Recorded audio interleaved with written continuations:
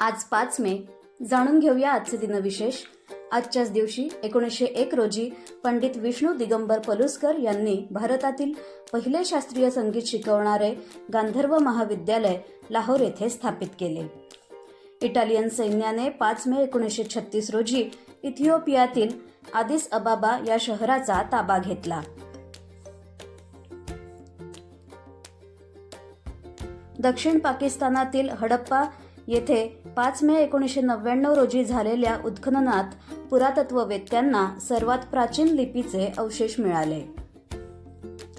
German अर्थतज्ञ, तत्त्वज्ञ आणि साम्यवादाचे प्रणेते कार्ल मार्क्स यांचा 5 मे 1818 रोजी जन्म झाला. शोधपत्रकारितेचा प्रथम वापर करणाऱ्या एलिझाबेथ जेन क्रोकेन उर्फ नेली ब्लाय यांचा 5 मे 1864 रोजी जन्म झाला.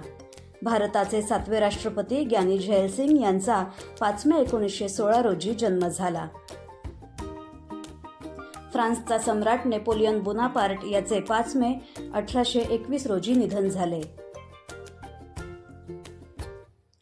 त्र्यंबक बापूजी ठोंबरे म्हणजेच बालकवी यांचे 5 मे 1918 रोजी निधन झाले. ज्येष्ठ संगीतकार नौशाद अली यांचे 5 मे 2006 रोजी निधन झाले.